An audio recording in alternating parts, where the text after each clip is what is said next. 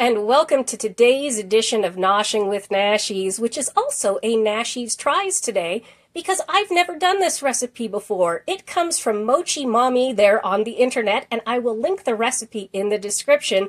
We are going to try out Japanese souffle pancakes and see how that translates into a regular home cook. She designed it so that you don't require really any special equipment, but you get that flavor of those fluffy Japanese souffle pancakes at home. I thought it would be fun for us to try. And let me apologize for my voice. I do have a cold. I feel okay, but I sound a little squeaky. So for this, we are going to need some flour. You can use cake flour or all-purpose flour, some vanilla extract. We'll need some milk. You can use any kind of milk you want. They recommend whole, but I'm going to go with 2% because it's what I have. Going to need some baking powder, some salt, some sugar, some butter for cooking, and 4 eggs, which we're going to separate. We're also going to need a hand mixer or a stand mixer in order to make our eggs fluffy, and a high-sided skillet that has a lid, as well as some water for cooking. And I have this little cookie scoopy doodle to help us pile up the pancakes. All right, let's get started and see how this works out. All right, I have 2 bowls here, and I thought I would just show you quickly how to separate eggs in case you've never done it. Basically, I'm just going to take my egg here, I'm going to crack it on a side here of my counter. Then we are going to, as you can see, separate out our eggs. I just kind of let the egg yolk dump into my hand, then pour it back into the eggshell, and it kind of comes apart. I'll do one more for you, but I basically just use my hands to do it. And that way we have egg yolks in one, and then we have the egg whites in the other.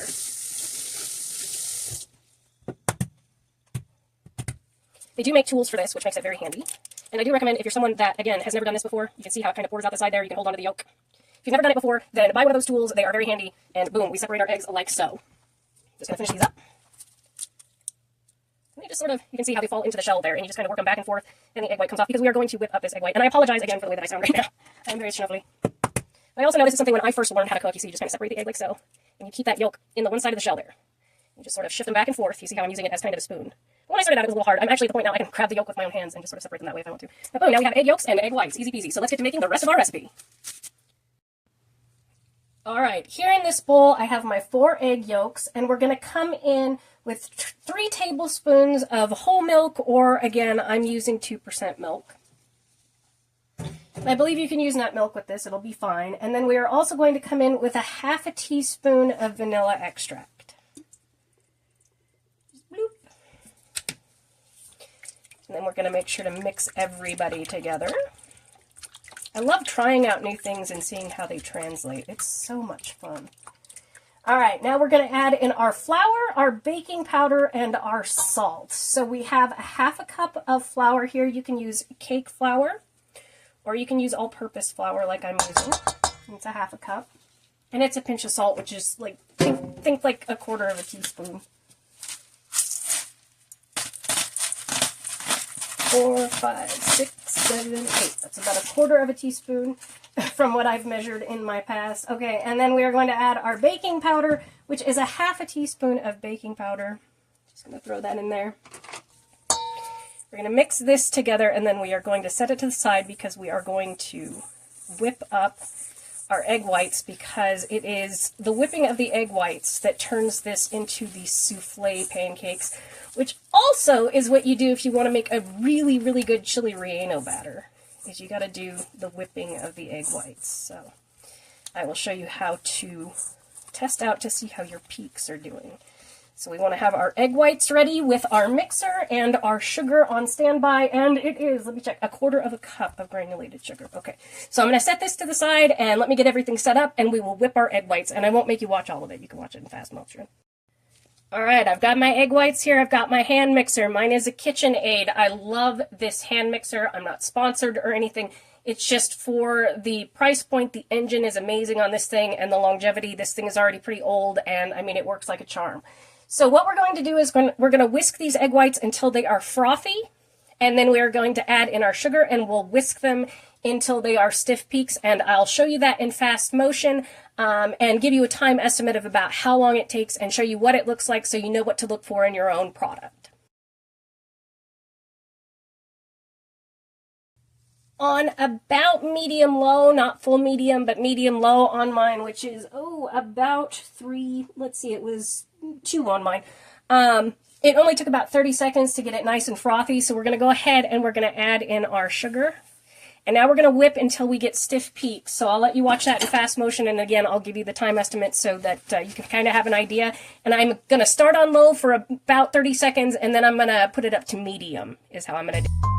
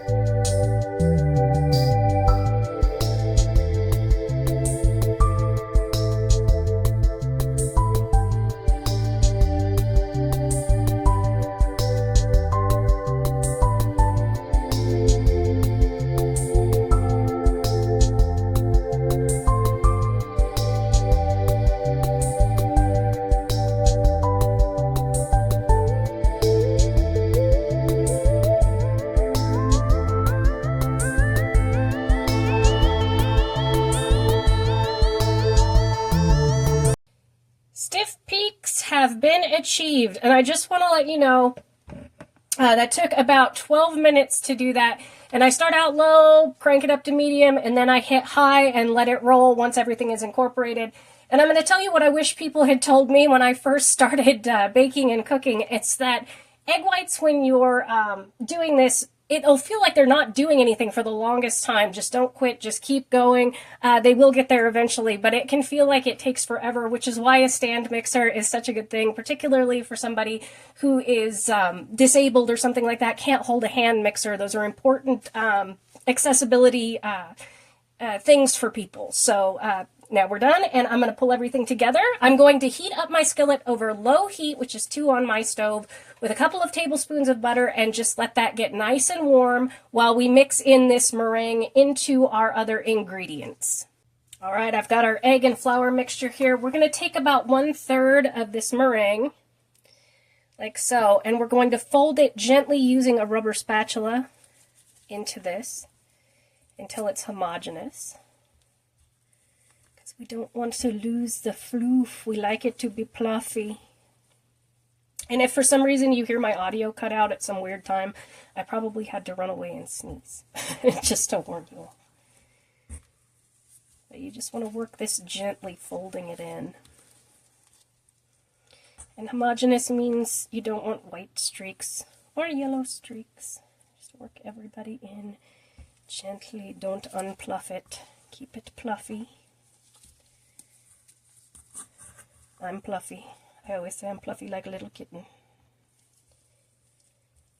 So far, I'm really liking this recipe. It is definitely something that's involved. It's not like a come home from work unless you're not tired or something and just whip it up kind of thing. This is more of a, I feel like being in the kitchen kind of recipe. But I love taking something from a restaurant and being able to kind of translate it without the special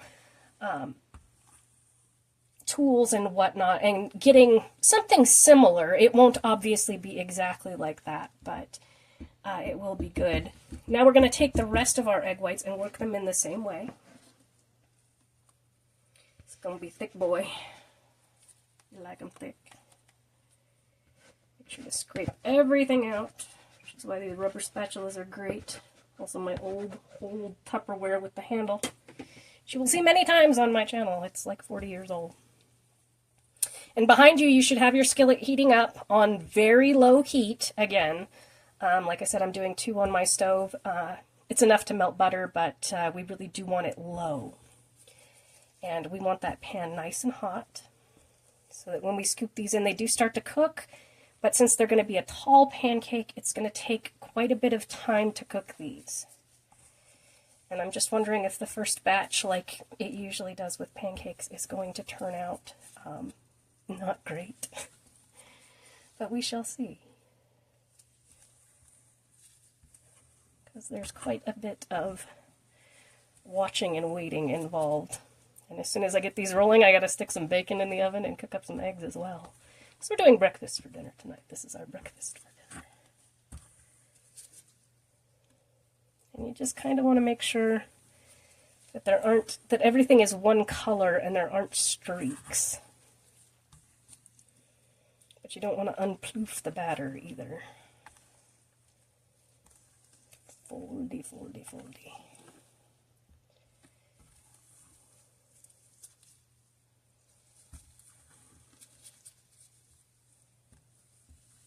And I think this makes about 10 of these fluffy pancakes when you do 2 tablespoons of batter, or so at a time. Alright. Make sure everybody is scraped down.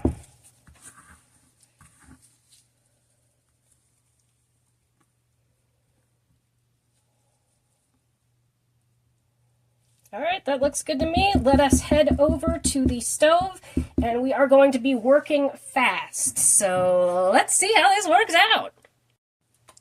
Alright, I got my Scoopy Doodle, I got my hot pan, and I have my bowl of our batter here, and I'm just going to reach in and I'm going to scoop a scoop of our batter like so. And we're just going to do like 4 or 5 little piles here into our pan, again on low heat. 2. We don't want them to touch, is the deal. 3. I'm going to do 4 to start out with because, well, I've never done this before. And we want to do that. Okay, so we're going to do like that, and then it says to come back in with another scoop on top.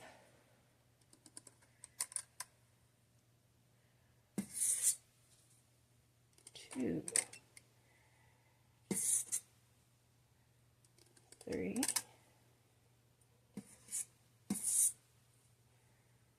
4. All right, now I'm going to hit this with 1 tablespoon of water, which I know my stove tilts backwards, so I'm going to put my water over here. And then we are going to close the lid and let this cook. Let's see what happens. And it's going to be 2 minutes, and you can see my Christmas jammies in the reflection there. I just realized it's going to take 2 minutes. I could tell right away, it's been 2 minutes. I could tell right away that the heat wasn't high enough on that 2, so what I did was I cranked the heat to 4. We lost some of the poof, but it's okay. I cranked the heat to 4 so that our water would start steaming off, and then I turned it back to 3, so that's kind of the perfect on my stove. My stove goes from 1 to 10, just to kind of give you an idea of what that is. Okay, so after that 2 minutes, again, you want it a little bit higher than low, like a medium-low heat on this. After that 2 minutes of putting the water in there and covering it, we're going to come back in with another tiny scoop on top of each of these, which it says to do, which I don't think is going to do anything to this particular batch. We will go through the second batch, and I will try and do that one a little bit better. Again, I've never tried this recipe before, so it is all about translating what is on the recipe card into how it works out in your own particular home, which is something that I love to do because I know this recipe is going to be really good. Again, put it up to 4, let it come to temp. Now I've backed it down to 3. Our water is actually steaming the way it should. Now I'm going to cover this back up and cook it for 4 minutes while I put my bacon in the oven, and we should be able to turn them at that point. So I will see you in 4 minutes. Alright, so it's been 4 minutes, and like I said, I did have the heat adjusted improperly, so turning it up to 4, cutting it back to 3 was perfect. So now you can see they're done. And the thing is, when you mess up a little bit like that, it's not going to screw with the flavor, so you don't have to worry about it. It won't be perfect, but you know what? It's fine. So I'm going to go ahead and flip these, and then I'm going to cook them for, I believe it said another 4 minutes until these are done, covered up. I'm going to put a little more water in the pan. And then we will try out with the second batch with my adjusted temperature and see how that works out. Alright, let's check them out. It's been 4 minutes. Yeah, they're definitely done. See, now that side is absolutely perfect. These look overdone probably on camera more than they do in person, but it smells a lot like Main Street Disney, and they are definitely still, you can see, nice and floofy. So what I'm going to do is take these out, I'm going to re-butter up my pan, and we're going to, now that the heat has kind of regulated itself. I've got it set to that 3. Our pan is nice and warm. We're going to try this one more time. All right, I have rebuttered our pan, and now we're going to come back in and we're going to try this one more time with our batter, which has thickened up significantly because it has been sitting, so.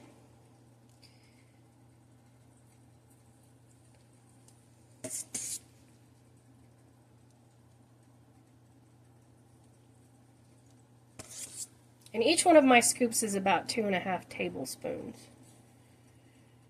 And it looks to me like we're going to get about 8 pancakes out of this because of that, which is good.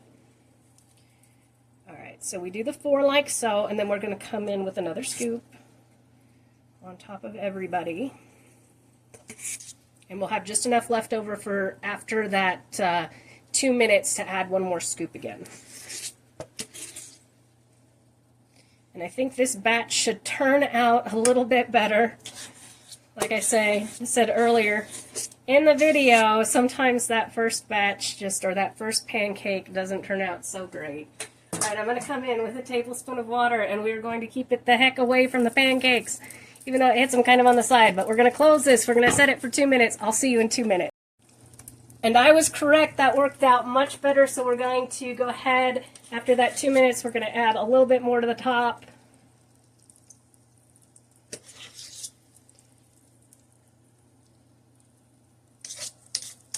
And then I am going to cut back to 2 because now we are at a point where we can cut back the temperature so that it doesn't overcook. So make sure to preheat your pan big time. We're talking longer than I did. But this is how we do. This is how we learn. This is how it works. But these are making some beautiful fluffy pancakes. I'm going to cover this up for another 2 minutes, and then we are going to flip them. Okay, let's flip them and see how they turned out this time.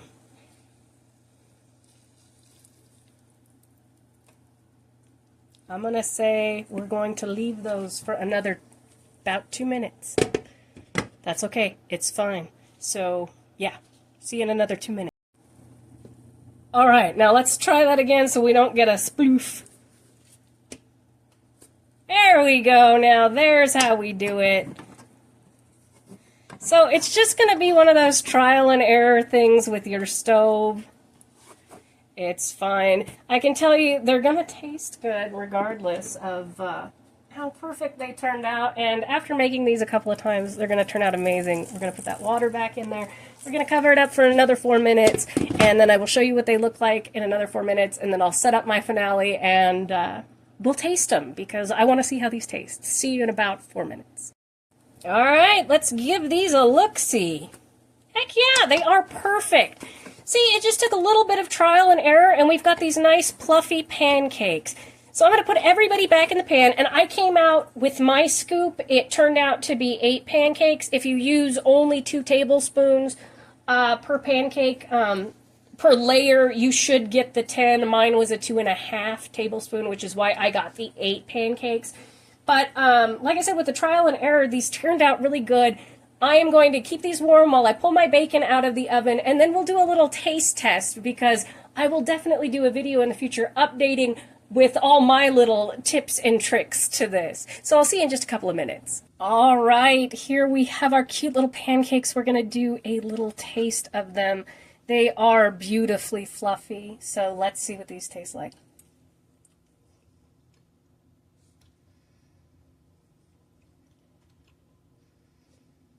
Now, I'm going to add butter, and I'm going to add some maple syrup to it. I have the good Kirkland signature maple syrup. But I can tell you, even without it, these are very much kind of like a Main Street Disney bakery treat. They're fluffy, they're light, they're beautiful, they're sweet, but not overly so. I highly recommend trying this recipe. For real, it's super good, and since it was the first time that I did it, not everything turned out perfectly. But hey, in the next one, it'll go great. Thank you so much for joining me for today's edition of Noshing with Nashies. If you've enjoyed, please like, comment, share, and subscribe, and I'll see you in the next one. Bye!